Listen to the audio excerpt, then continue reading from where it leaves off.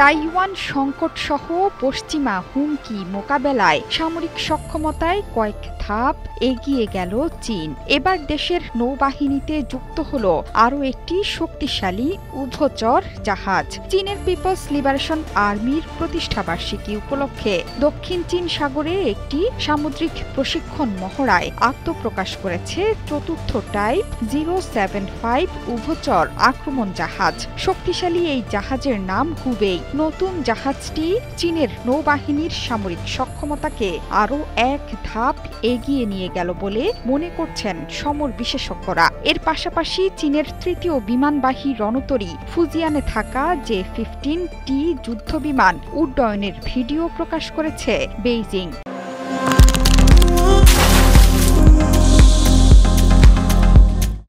ভয়ঙ্কর সব সামরিক কর্মকাণ্ডে পশ্চিমাদের বিরুদ্ধে যেন নতুন এক যুদ্ধের বার্তাই দিতে চাইছে বন্ধু শি জিনপিং এবং পুতিন।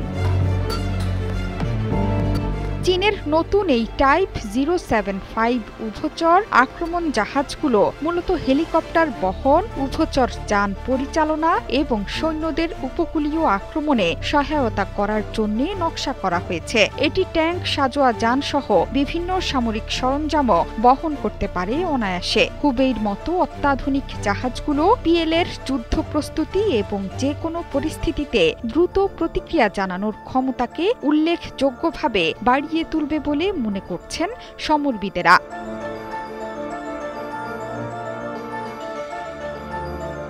দক্ষিণ চীন সাগরের কৌশলগত গুরুত্ব বিবেচনায় এই অঞ্চলে হুবেইর মতো জাহাজের উপস্থিতি চীনের সামরিক কৌশলগত অবস্থানকে করবে আরও শক্তিশালী। প্রশিক্ষণ মহড়ার মাধ্যমে চীন নৌবাহিনীর দক্ষতা এমনভাবে পরীক্ষা করছে যাতে করে ভবিষ্যতে সহজেই যুদ্ধে ঝাঁপিয়ে পড়তে পারে বেইজিং। বিশেষজ্ঞদের মতে চতুর্থ টাইপ 075 জাহাজের অন্তর্ভুক্তি চীনের নৌবাহিনীকে আরও আধুনিক এবং বহুমুখী করে তুলছে। এর ফলে শুধুমাত্র প্রতিরক্ষা সক্ষমতাই বৃদ্ধি করবে না, বরং আঞ্চলিক শান্তি ও স্থিতিশীলতা রক্ষায় চীনের ভূমিকাও আরও দৃঢ় হবে।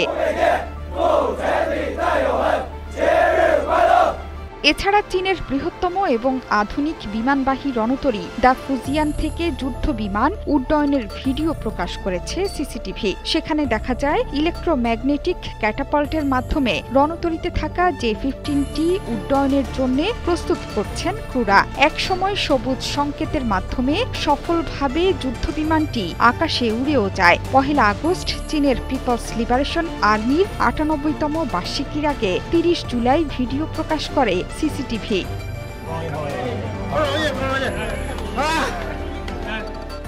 চীনের সর্বাধুনিক এই রণতরীটি প্রায় 80,000 মেট্রিক টন পানি অপসারণ করতে পারে। দেশটির আগের 2 রণতরী শ্যান্ডং আর লিয়াওনিং এর পানি অপসারণ সক্ষমতা ছিল 66 থেকে 60,000 মেট্রিক টন। নিঃসন্দেহে ফুজিয়ান চীনের পিপলস লিবারেশন আর্মির সক্ষমতার এক নতুন মাইলফলক। যুক্তরাষ্ট্রের সঙ্গে সামরিক প্রতিযোগিতার অংশ হিসেবে এই রণতরী নির্মাণ করেছে চীন। জিয়াংনান শিপ ইয়ার্ডে ফুজিয়ানকে নির্মাণ করতে 6 বছর সময় লেগেছে বেইজিংয়ের। জোহরা চৌধুরী সেতু, 71।